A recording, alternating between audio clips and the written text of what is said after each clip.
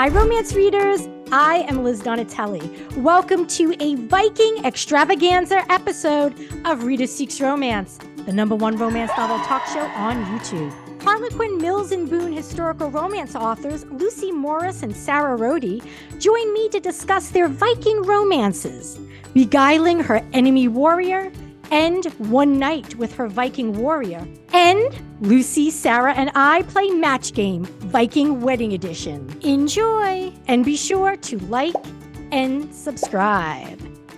Welcome to Rita Seeks Romance, Lucy and Sarah. Hello, so excited to be here.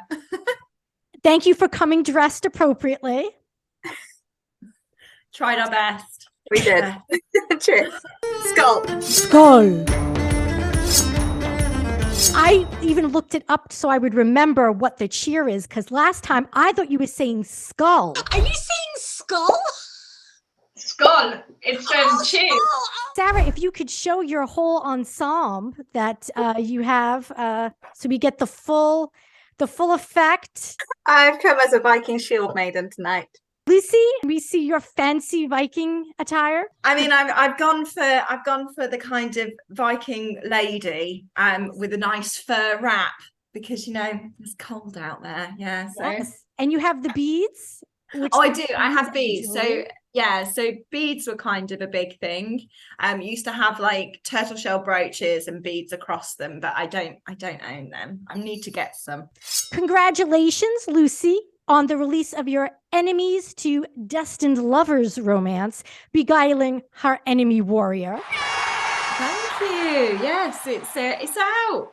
It's the final book in my trilogy, so I'm delighted. Yeah, really pleased that it's out. So get grabbing it now. So yes. And I like how it connects to the other novels in the series. It's about 3 shield maiden sisters, and Helga is actually the youngest sister, and she's more of a lover than a fighter. She's a healer. She's more caring and nurturing, but she shows a bit more background than maybe people would think. So it's good. Yes. Congratulations, Sarah, on the release of your second chance forbidden love romance, One Night with Her Viking Warrior. Thank you very much. Yeah, it's my 3rd book with Mills and Boone, and I'm absolutely delighted it's out. Go out and buy it. What most appeals to each of you about writing Viking romance? Sarah? I've always loved history. And I've always loved Mills and Boone. And so to combine my 2 passions, I went down the historical route, and I really got into the Vikings programme and Last Kingdom on telly. And that really helped to inspire me with my writing. So, and then I've been visiting lots of places all over the UK. So Lindisfarne, where the Vikings first arrived and attacked us, and got into going on all these research trips, and yeah, it's just taken off. It's really inspired me. You are so kind that you're talking about the Vikings having attacked people, and you said it with such a brilliant smile that you almost make it sound fun. That whole rough part of history. It gives you a lot of conflict to go on in the books. Yes. So I feel as if in the UK, Viking tales and Viking lore and Viking history surrounds kind of that community, because you can see evidence of their conquests and everything in different 100%. ways. Yeah, 100%. I mean, I think because also it was so long ago. And actually, they didn't just come, raid and go, even though a lot of them did. Most of them settled. Like there's a lot of settlement, place names, anything with "burr" on the end, and and "b" on the end is a Viking name. Right. Days of the week, the religion, everything has. Christmas wouldn't be Christmas without a Yule log. That's a Viking tradition. Right. And there's just so many, and I mean, we don't really see them because, funnily enough, the British Isles have been invaded a lot in time. We had the Roman invasion, we've had a Saxon invasion, we had the Viking invasion, the Norman invasion. So these are our ancestors as well. Like I mean, I did my DNA recently, and although I'm very boring in the sense that I'm very kind of Scottish Irish, there was a little bit of Scandinavian, and it's because they were actually part of our history. Yeah. So it's we love them. Sarah, do you know if you have any Scandinavian DNA from your Viking ancestors? I don't believe I do. I've got Italian and German both in me. Italian and German. I too am Italian. Lucy, what appeals to you? I mean, I love history as well, and I love British history. I think it's fascinating.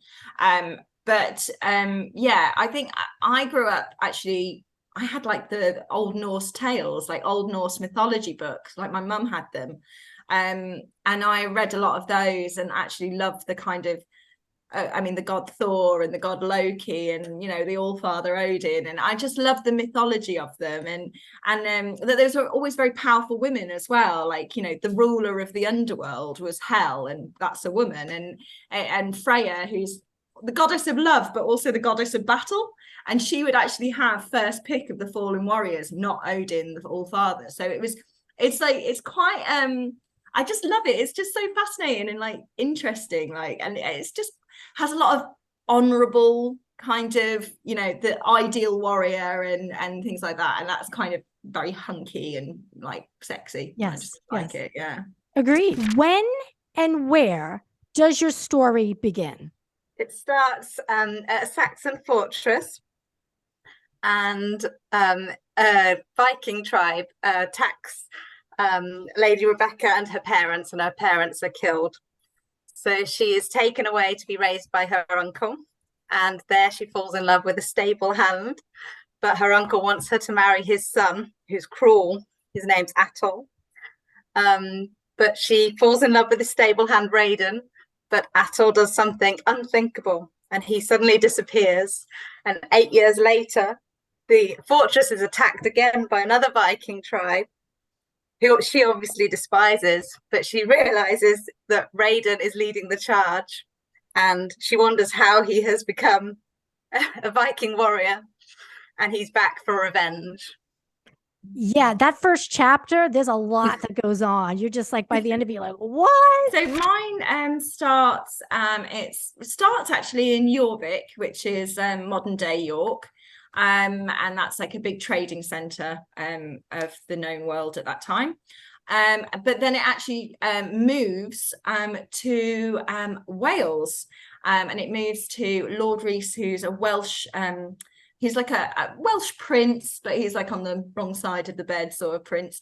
But yeah, so he's a Welsh prince, and he has his castle in I've actually set it kind of near where Carnarvon and Conwy is, so kind of North Wales, and kind of based it on like the legends of Arthur. There's actually like a legendary like area that they supposedly is where Arthur's castle, one of the many places that they think is Arthur's castle. I mean, there's quite a few places actually, but like so I set it along that.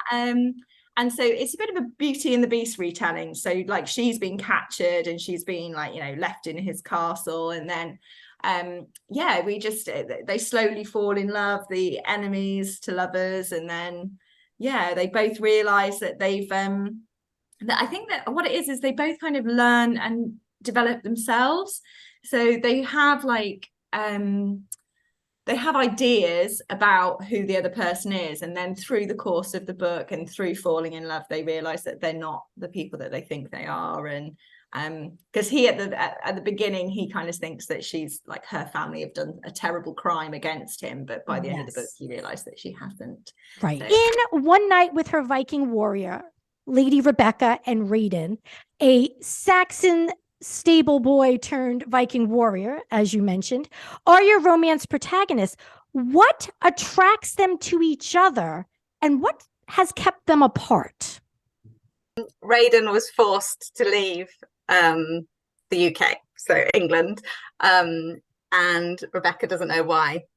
So when he comes back, there's a lot keeping them apart, because she thinks he's abandoned her, and he thinks she married someone else and never loved him. So they have a lot to work through when he kidnaps her and takes her back to his home. Yes, yes, for sure. There's a lot to be said.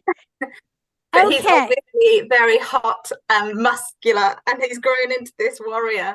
And how could she resist? She loved him before as a young boy, but now she just can't keep her hands off him. Oh, yeah. In Beguiling Her Enemy Warrior, as you just mentioned, shield maiden healer Helga and vengeful Welsh prince Lord Rhys are your romance protagonists. Yes. What attracts them to each other and what keeps them apart? So I think what attracts the probably the same sort of things, actually. So kind of what attracts each other, what attracts them to each other, other than the obviously physical and sexual tension, is actually that they're so different. And they're from different cultures, different religions, different backgrounds, and those are the things that actually are stopping them from getting together, actually, as well, because there's like a conflict of you know, your perception and prejudices compared to, you know, what the actual truth is. And it's difficult because obviously the Welsh, they, you know, are like the Saxons in the sense that they have been kind of oppressed and like attacked by Vikings, and obviously, you know, so they're not innocent, but at the same time Right. but at the same time there's she's kind of she's more of the kind of settler Viking, if that makes sense. The Welsh are actually more like the original inhabitants of the UK or Britain at that time, so they were kind of Celtics, they were pushed into the mountains, pushed into Wales, by the you know, the arrival of the Saxons, so it's it's a long, complicated history. Interesting history, for sure. So as I'm reading your novels, I realize just how much I enjoy historical romance with a little harmless kidnapping and volunteer captivity, which applies to Sarah's novel. Of course, that ends in a happily ever after.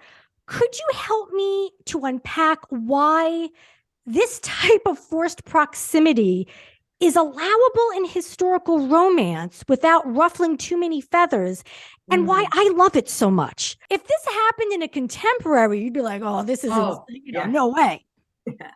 So could we go over a little bit how, you know, volunteering to be a captive or just a little bit of, you know, kidnapping here and there is okay for the most part in romance, historical romance, and why it's so appealing? It did obviously happen a lot in those times. People were taken against their will. But I do like to put in my novels that they went willingly, because she knew him from before and she recognizes him. So she sort of wants to go with him to find out if it is actually him.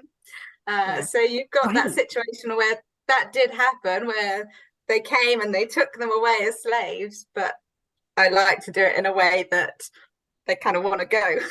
Right. What do you think it is? It's a difficult thing because it's I mean, you're playing into the fantasy of the time as well, like you know, we know that there was like raiders and that they took women and particularly women, actually, and you know, I mean, it's part of actually one of the theories of why the Viking Age happened is because there was like a shortage of marriageable women in Scandinavia. Is one of the many theories. They've got loads of theories, but like that's one of the theories. And I think it's a difficult one because, like, there's part of the fantasy of, like, you know, all being swept away and taking away from your, like, you know, your dull scratching in the dirt peasantry life or whatever.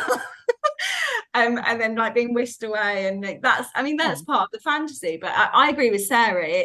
You don't want it, and you don't want it to be too kind of like Stockholm syndrome, like, sort of thing. Right. So it's a difficult one. You kind of want it so that they actually do want to be stolen away. Yes.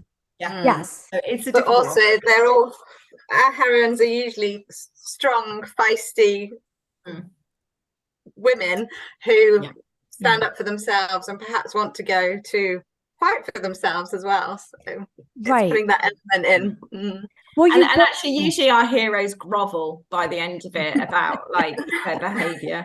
So Well, you both source. did a really good job of setting it up, because I know that it's not easy to make it where you feel comfortable with, Yeah. okay, she's being taken. How is she going to fall in love with him because he's done this not so nice thing? So you both Yeah. set it up in such a way, the backgrounds and the stories, that you're like, okay, like, you know, like you said, Sarah, that she, Lady Rebecca, knows him. It's not that he's a total stranger. And for Lucy, it plays into Helga's premonitions and what the runes had told her. So she's like, well, this seems like kind of destiny. I'm going to go with it. So, Yeah. so I thought it was really good. I bought in. I'm like, this is for me. And it just reminded me of how much I like that type of old timey forced proximity, which is, you know, not so much a good thing now, but back then you could be like, okay, yeah, that stuff happened. It's great conflict. It's like, Yes. it's a great, like, you know what I mean? It's a great way of, like, especially with enemies to lovers, like, what a better way for someone to be your immediate enemy that you have got a massive conflict with than, you know, who's stolen you. Vikings, as we've discussed, are known for plundering and pillaging. Some might find them unfallen lovable. What have been the challenges of navigating historical accuracy with romance on the page? It's a tricky one. But I do think, I mean, part of me kind of, you actually do have to kind of move away from stereotypes as well. And also be accepting of what that world was like. So, you know, I mean, for example, you know, big things made out of, you know, made of the slavery and things like that, but that was common as a common form of business and in that world. So it's a terrible thing, but at the same time, I kind of think you have to kind of take it that time was like a very, like, it's exciting and adventurous, but it was also very terrible and horrible for many people. So it's, yeah, but you're writing historical romance. You're not writing, you know, a thoughtful kind of, let's talk about the moral issues of that time. We're not doing that. We're doing a lovely happily ever after story that takes all that difficult conflict and somehow turns it around to it being a happily ever after for two people. That's kind of what you're trying to do, but I don't know what Sarah thinks. Right. Like, Sarah, thoughts? I guess thinking about my characters to start with, that the men are always vicious, strong Vikings, but they have a compassionate side as well. They have to be able to fall in love. So they have to go on that journey to find that softer side within them. So they might do these bad deeds, but through doing them, they then realize the error of their ways. So you've each written previous Viking romance novels that I'm sure you've put a lot of research into. So at this point, I'd imagine you're experts. Is there anything that you discovered in researching your current novels that surprised you or that was new?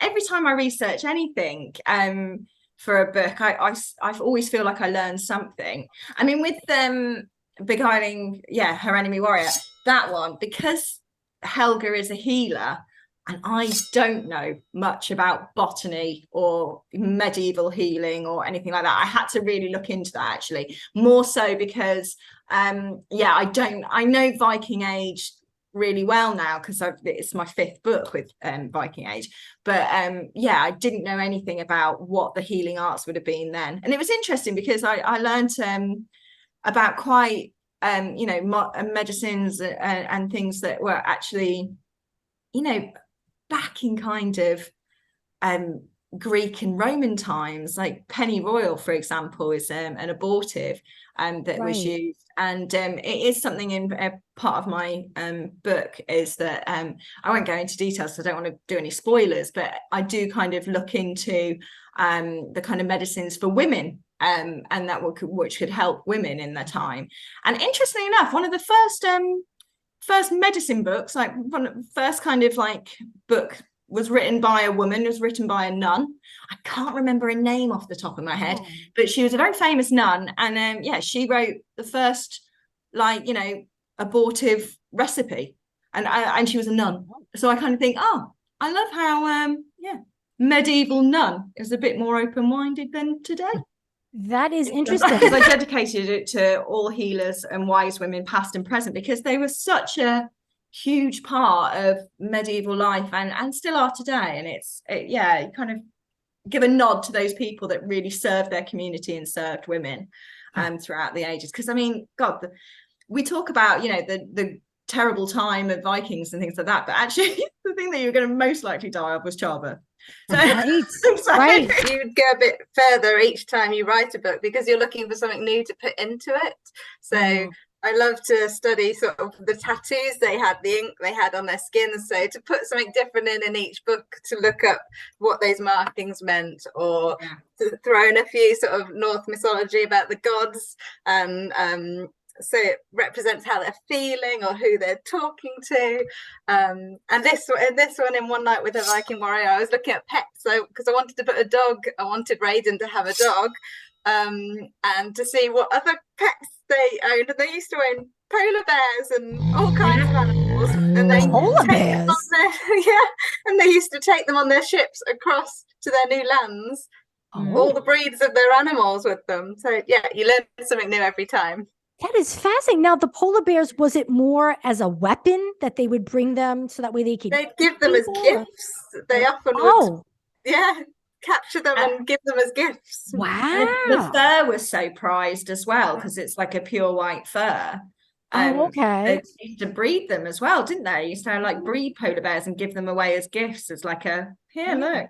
I can imagine a cute baby cub polar bear as a pretty awesome gift. Well, so they would keep it as a pet or use it for its. Yeah. Well, they probably breed them and then use the. Wow! I didn't. That's really interesting. I had no idea. That sounds like bizarre, really. But all sorts of animals, and there's like proof, isn't there, of like cats and dogs and stuff being always brought over. Like there's like in Iceland, there's cats and dogs that have been brought over and then buried with their owners, like things like that. So they did like that. I'm glad I asked that question. I would not have known about the polar bears. The titles, okay, they're very literal, which I appreciate because you know what you're getting. But I am curious to know if each of the titles of your Viking romances, how many iterations did it go through? Because I know that Harlequin, Mills and Boon, they have a very specific kind of guideline and want to hit certain keywords. So One Night with Her Viking Warrior, Sarah, was that just first time out there, like, this is what it's going to be called? Did you come up with it? Was it an amalgam of different ideas? Like, tell me about that. There's usually a discussion. So when you'd write the synopsis and submit the first 3 chapters, you would come up with a few titles, and then it would be a discussion between you and your editor of whether they like it. And I think that was one of the first ones we came up with, so I was quite happy with it. Yeah, I mean, you got I'm guessing warrior is one of the most important words for the title. Like they probably start with, okay, it's got to have warrior. And they like getting Viking. And Viking. Right. Yeah, the only reason I couldn't have Viking in mind was because like the hero isn't a Viking. Right. And technically Helga isn't a Viking because she never fought. So that's why mine doesn't have Viking and it has warrior. But, okay. So you've got the warrior and you've got enemy warrior, So how many iterations did that go through, Lucy? Was that pretty much? I liked beguiling. That's a good one. For comedy reasons, actually. I don't know if anyone's seen Isn't It Romantic? But it's like it's this comedy film. Yeah. And she actually said, like, the hero in it says, "You've beguiled me." And I was like, oh my God, I need that in a romance title. I need beguiling. So like or beguiled. I was like, "You've beguiled me," because that's kind of what happens with Helga. She's kind of he falls in love with her and is like, he can't help but fall in love with her. So I think that's kind of where I got the beguiling from. And then after that, it's you have to kind of go back and forth with the editor and the marketing team as well. And they know they're onions. So so you have to kind of, you know, trust them and trust the process and stuff like that. So Right. yeah. Same thing with the cover models. Do they just say these are the models, or do they say, hey, do you prefer this one or that one, or is it all pretty much in their hands? You direct them with sort of filling it in a form saying what you want them to look like and what you want them to wear, and then they'll go out and source the models and do the photo shoot based on what you've suggested, and you've picked out some of the scenes from the book that you'd like the cover to represent. Oh, that's super cool. Yeah, you fill out you fill out this kind of document to your marketing team, just saying like what they look like and things like that, and then obviously they go away. I love it. Beguiling Her Enemy Warrior is book 3 in your Shield Maiden Sisters series. So what is next for you? So I've just finished my next book, and that's so that one is The Vikings She Loved to Hate. That's about Viking boat builders, and that's going to be and that was quite interesting, researching about boat building and things like that. So that one, I don't know when it's out though, but that's the latest book I've done, and now I'm starting another book. And this one's going to be kind of a winter's tale sort of romance. So we'll see. Okay. Also Viking, or is winter also Viking? Yeah. So I think I've been contracted another 4 books and a novella. We're doing a collaboration, me and Sarah. So, so that should be so exciting. We're going to be doing a book that's 2 like novellas in one like package as one book. So that's another going to be a Viking one. I think that's going to be all like marriage of convenience sort of thing. So that should be quite sexy and fun. I like and then I've got two Vikings, and then I might do different eras, but I'm not sure yet. I'm not sure. I'm just feeling. Might now, if you were to do a different era, which era would it be? Well, I think maybe Tudor I find quite interesting. And also I like the romance and wit of Regency as well. So I don't know really. I'll have to have a think. Okay, I think it should be Tudor because there's so much Regency, and I don't read enough Tudor. Yeah. I don't think I've ever read it. So I feel like you could really grow your bring the Tudors alive. Vikings and Tudors. Yeah, you could really do a lot with that. Sarah, what's next for you after One Night with Her Viking Warrior? Because I got the impression this is a standalone and not the first in a series, or am I wrong? It is a standalone, but Jarl Knud in One Night with Her Viking Warrior, Raiden's best friend, is my hero in book 4. And that's out in May, and it's called Claimed by the Viking Chief. And if you want to know a little teaser about it, Jarl Knud needs to make a marriage alliance. So he goes to a neighbouring Viking settlement to meet the chief there, but he falls for her slave girl instead. So that sounds amazing. I really enjoyed writing that one. And that's out in May. Yeah, and I'm just today finished book 5, which is Second Chance with his Viking wife. So that's out in September, and I've also got the collaboration going on with Lucy, so it's keeping me busy. Nice. So skull to you too. Skull, we're busy authors. Yeah, busy. Awesome. Skull. Basically, we have to match an answer, and I'll explain as we go. But if you match with me, you get bonus points, and if you just match with each other, you get 1 point each. If you match with me, it's double points. Viking warrior Bjorn and shield maiden Sigrid were excited to marry, but were poor planners. They didn't have a sow to sacrifice to Freyr, the goddess of marriage and fertility, so instead they sacrificed a small blank to Hela, goddess of the underworld. I don't know what animals were.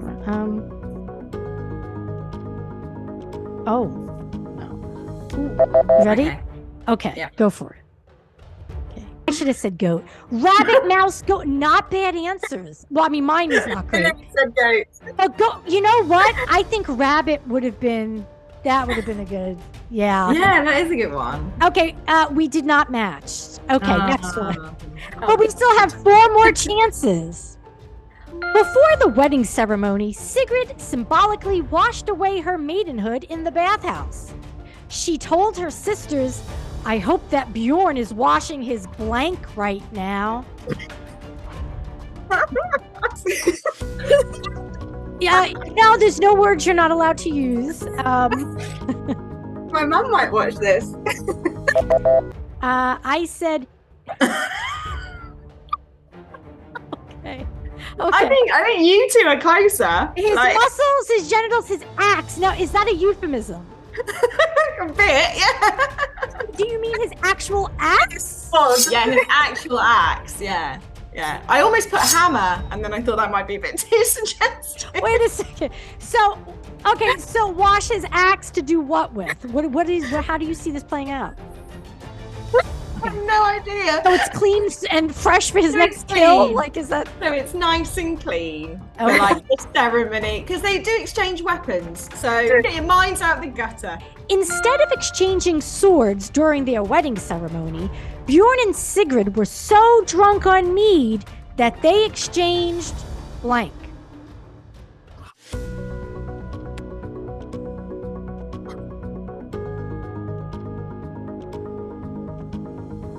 Okay, let's reveal answers. I said exchange tongues. Okay. I said exchange drinking horns, and you said exchange clothes. Which I think would be a brilliant scene in a novel. So one of you is going to have to use that. Yeah, like that. So you mean like totally stripping down in front of their guests and changing clothes? But maybe Bjorn wants to wear a dress for a change, and Sigrid. I love it. I think that's a great way to shake things up in the Viking village. Yeah, that's what I say. Yeah. Okay, so we did not match. We still have 2 more chances.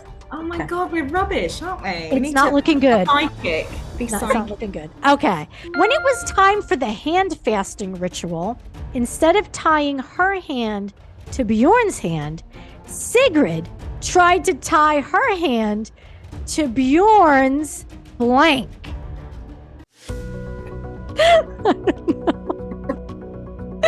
I don't know. I know what I want to write, but I don't think you're going to write it. Well, I've written it, so I don't. Be brave. Be brave. Okay, I'm going to be brave. You better not disappoint me, Lucy. I hope not. I hope not. Sarah, you know what you need to write. Okay. His penis genitals, that is a match. That is a match. The bedpost.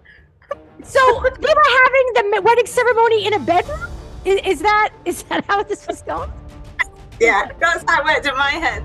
Yeah. Actually, that's not bad. That has to be in your next novel now. If you get it wrong, you have to include that in your next novel. Okay, I can do that. Okay. So let's see. So Lucy, you got 2 points because you matched with me. Sarah, you were at 0. But the last one, I think we have a good chance of all matching. Bjorn and Sigrid's village gifted the couple a sign that read, "The couple that blank together stays together." Okay.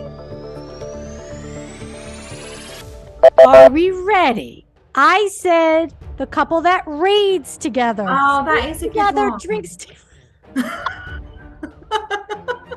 Okay.